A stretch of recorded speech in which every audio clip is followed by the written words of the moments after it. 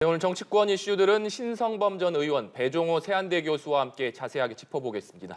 어서 오십시오. 네, 안녕하세요. 네.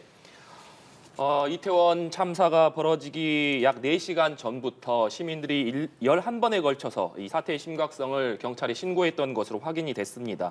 이 경찰이 공개한 녹취록에 따르면 이 압사라는 말도 최소 6번이나 언급이 됐고 빨리 와서 이 구체적으로 통제를 해달라, 또 경찰과 소방차를 보내달라 이런 구체적인 요청도 있었던 것으로 확인이 됐습니다. 하지만 실제적으로 경찰이 이에 따른 적극적인 조치를 하지 않았다. 그렇기 때문에 이 경찰이 안이한 대응을 했다 이런 비판이 좀 쏟아지고 있는 상황인데요. 먼저 두 분께서는 어떻게 보시는지 의원님께 여쭙겠습니다. 결과적으로 모든 게 증명이 된 거죠. 경찰의 대처가 안이했다는 표현은 너무 안이한 표현이에요. 사실은 뭐라 그럴까 타성에 젖었다라고 표현하는 게 좀 더 맞을 겁니다. 그러니까 잘 보십시오. 이게 신고 자체는 구체적이잖아요. 그러니까 압사라는 단어도 나온다.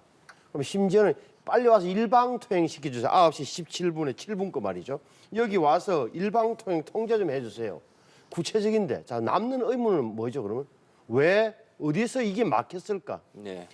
이 통제 예를 들어서 서울 종로에 서울지방경찰청 112 상황실이 있어요. 그거 받는 사람은 경찰관은 아마 경장이나 경사점 됐을 텐데 이태원에 사람이 많이 모였는갑다라고 평가할 거예요. 생각할 거예요. 우리가 저 구조를 알아야 돼요.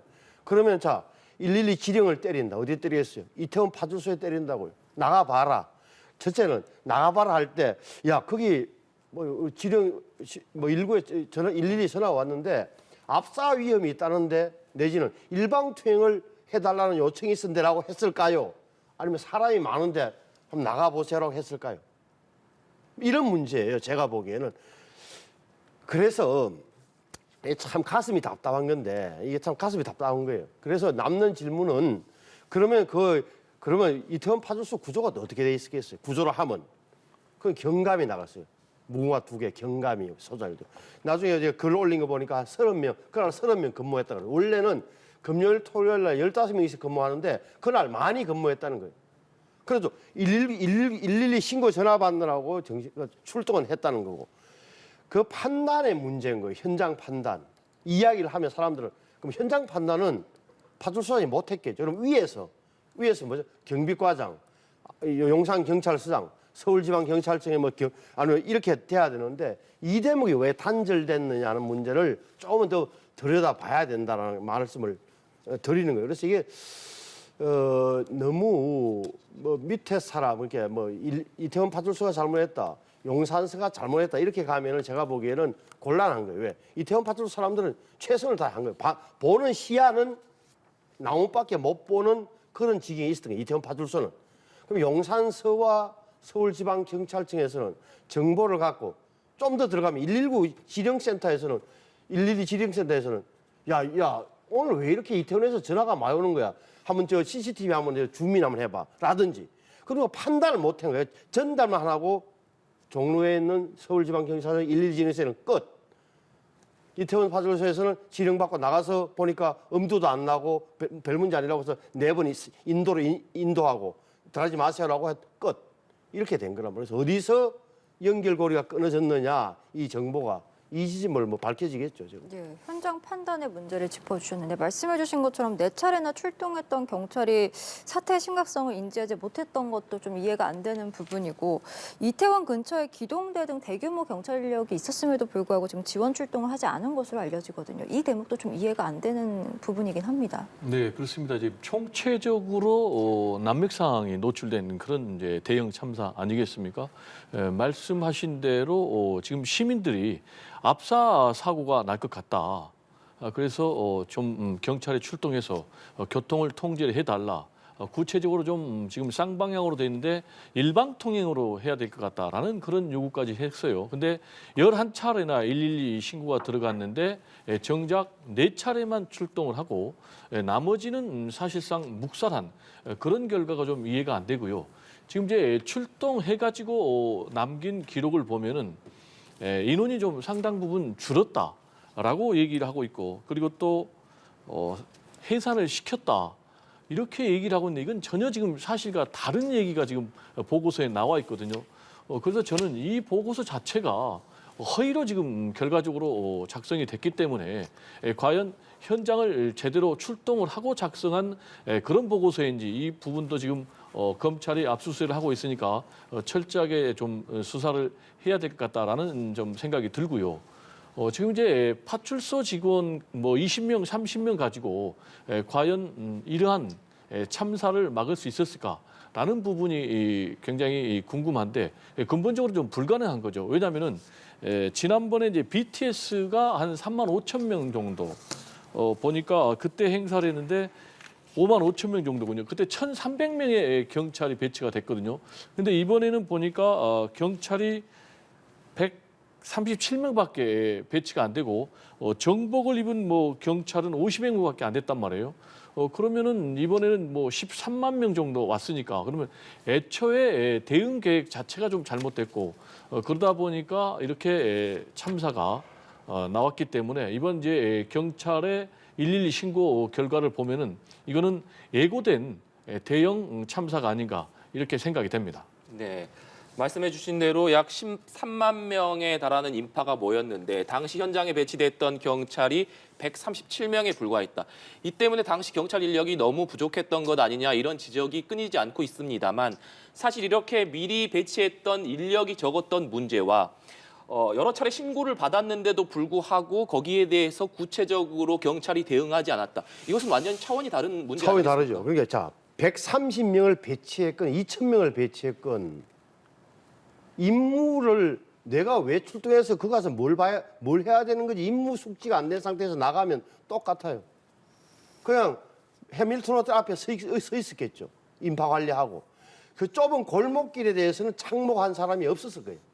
상상력이 없던 거고 그거는 자 다시 한번 들어갈게요. 그러면 112 신고를 받은 사람이 압사한다 이야기했을 때 저기 큰일 났는데 진짜 압사 가능성 높은 데라고 판단할 수 있는 정보, 평소에 지형 지물과 지역 사정을 잘 아는 사람이 누구 있을까요?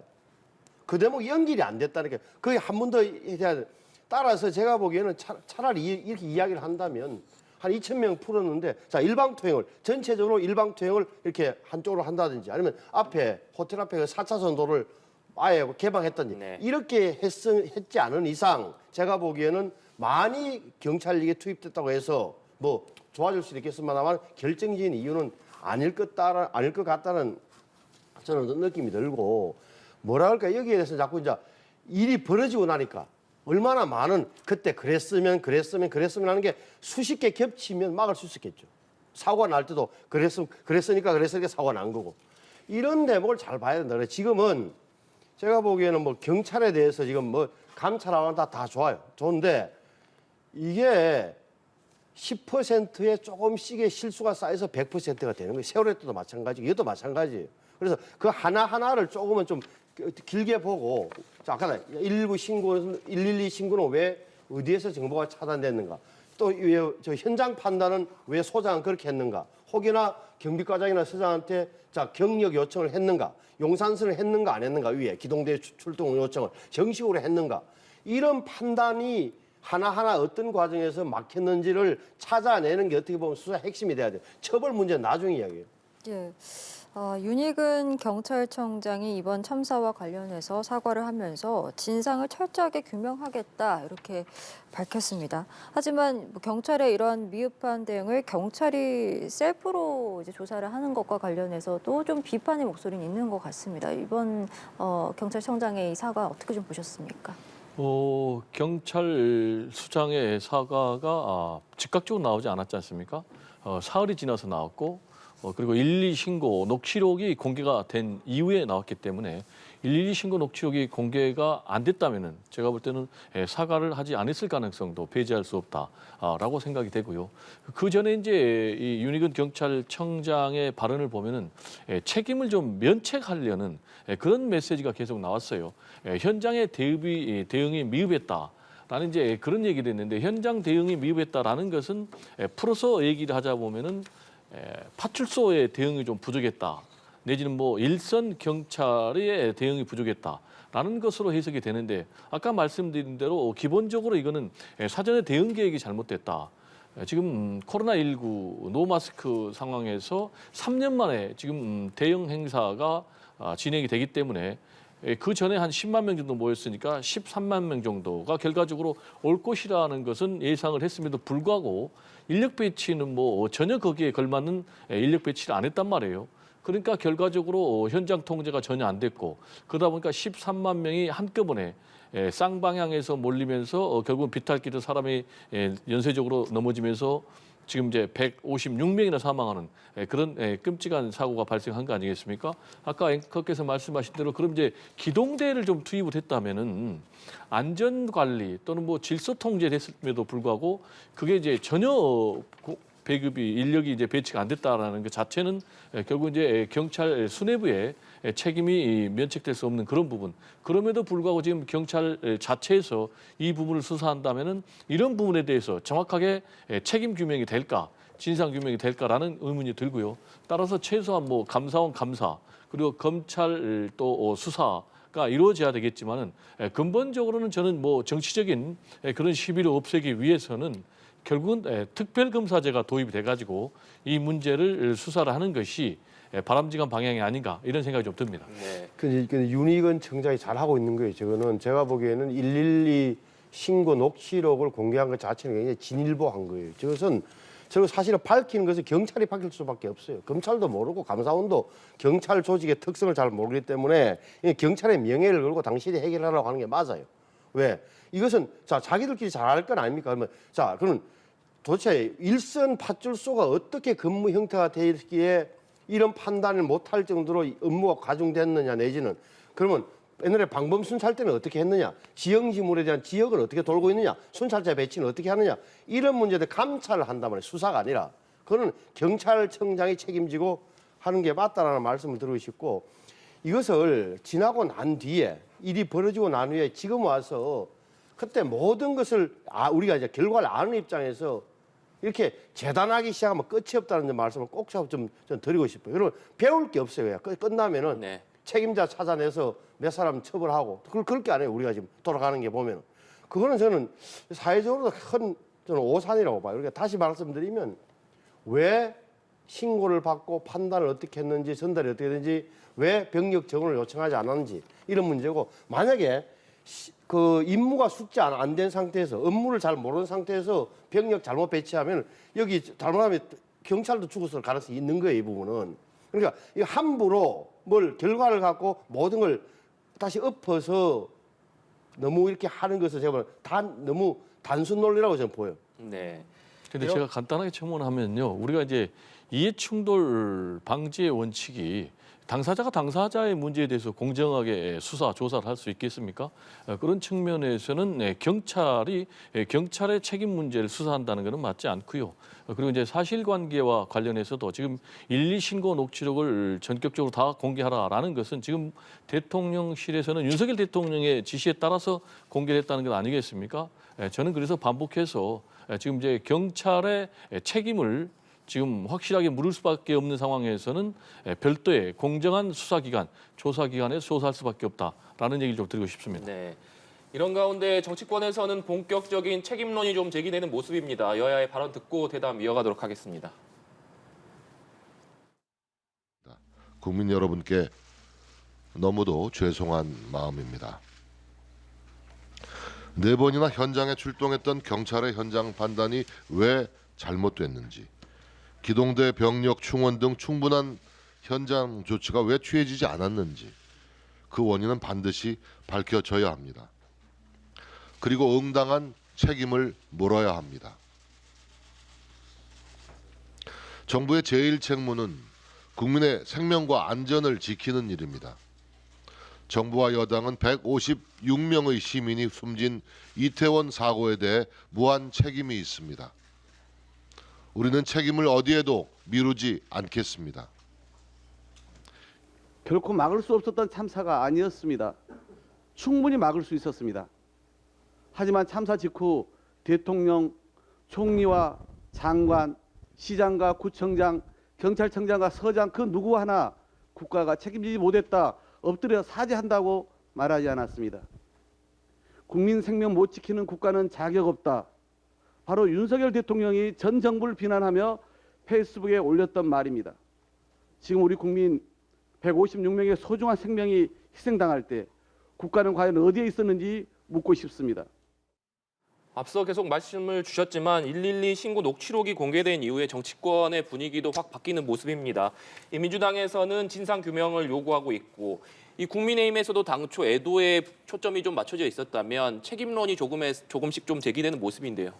당연히 책임론은 나오죠. 나오는데 제 말씀이 이거예요. 그러니까 자 이게 우리가 비극이 큰 사건이 있었으니까 가해자가 있을 거다.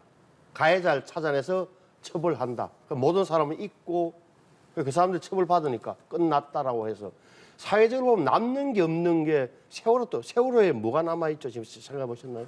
또 하나 그거는 예를 들어 이번 사건이 나서 또 한 법이 개정되고 규칙이 많이 좋아져서 촘촘하게 법과 규정을 만든다고 하면 요 분야는 좋아지겠지만 지하철, 극장, 공연장 이런데 아주 인파가 몰리는 데 대한 나름의 이런 거는 뭐가 생길까요? 저는 한 번도 이런 일이 발생하지 않을까요? 자신이 있나요? 이런 점을 저는 이야기하는 거예요. 그래서 자 책임을 져야 되죠. 책임은 자기 권한과 이런 게 걸맞게 져야 되는 거예요. 합리적이고 공정해야 되는 거예요. 그렇잖아요. 그 문제에 대해서는 그러면 여러 가지 이야기를 있을 수 있겠죠. 지금 찾다 보면 이거는 형사처벌 받을 사람, 정치적으로 책임져야 될 사람, 아니면 마음속에 평생 부담을 갖고 양심의 가책을 받으며 살아갈 사람. 이렇게 나누지 않겠습니까? 그 정도로 봐야 된다면 이게 언젠가는 우리가 책임 규명하고 처벌은 다른 거예요. 이 부분을 좀 더 명확했으면 좋겠어요. 예. 지금 민주당 지도부에서는 처음으로 이상민 행정안전부 장관과 또 윤희근 경찰청장 경질 요구까지 지금 나온 상황이거든요.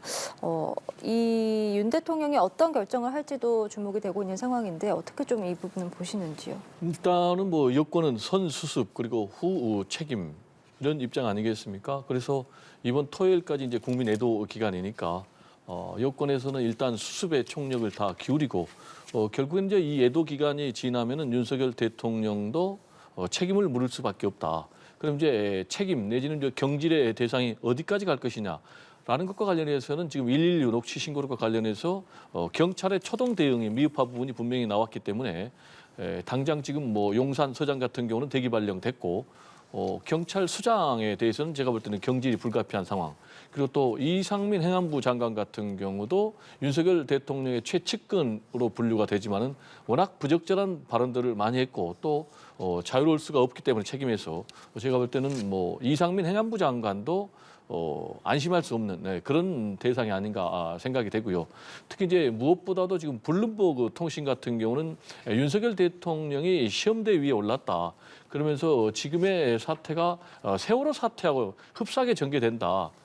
그래서 어떻게 대응을 하느냐에 따라서 윤석열 대통령의 미래가 좌우된다라는 이제 그런 분석 기사를 내놨단 말이에요. 지금 이제 윤석열 대통령의 지지율이 20% 후반에서 30% 초반.